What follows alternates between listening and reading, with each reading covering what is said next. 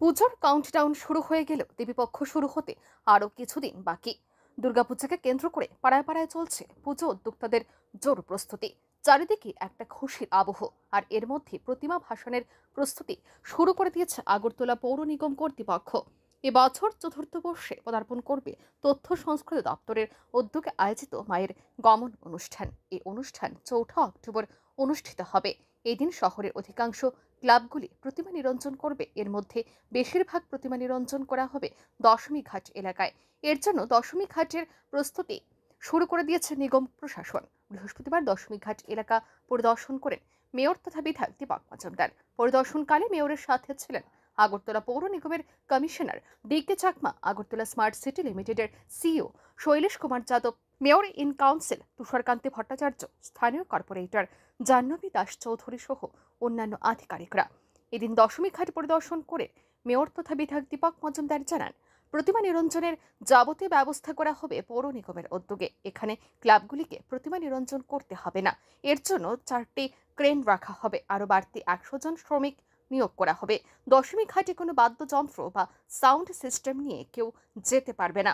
আগরতলা পৌর নিগমের পক্ষ থেকে মহিলারা উলুধ্বনি এবং শঙ্খধ্বনি দিয়ে মাঙ্গলিক অনুষ্ঠানের মাধ্যমে প্রতিমা নিরঞ্জন করবেন।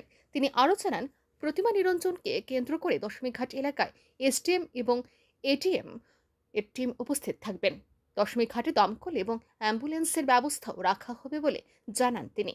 আসন্ন দুর্গোৎসব উপলক্ষে এটা একটা আগরতলা শহরে যতগুলি পুজোর অধিকাংশ প্রতিমা নিরঞ্জন এই দশমীঘাট জয়নগরে নিরঞ্জন করা হয় এবং আমাদের প্রতি বছরই আমরা বিগত আমাদের পৌর নিগম দায়িত্ব নেওয়ার পর 3 বছর খুব আধুনিক সুন্দরভাবে ব্যবস্থাপনায় উত্তর পূর্বাঞ্চলের সবচেয়ে বড় দশমী নিরঞ্জন ঘাট হচ্ছে এই দশমী ঘাট।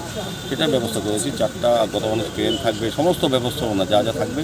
যারা বিভিন্ন পুজো কমিটি, পুজো উদ্যোক্তা যারা আসবেন এই মায়ের প্রতিমা নিরঞ্জনের জন্য, তাদের বাদ্যযন্ত্র বা কোনো সাউন্ড সিস্টেম ভিতরে প্রবেশ করা যাবে না। আমাদের বোনেরা মায়েরা মাঙ্গলিক অনুষ্ঠানের মাধ্যমে উলুধ্বনি শঙ্খধ্বনি বাজিয়ে বাদ্যযন্ত্র বাজিয়ে তাদের মূর্তিগুলি বিসর্জন করা হবে। সার্বিকভাবে আলোর ব্যবস্থা করা হবে।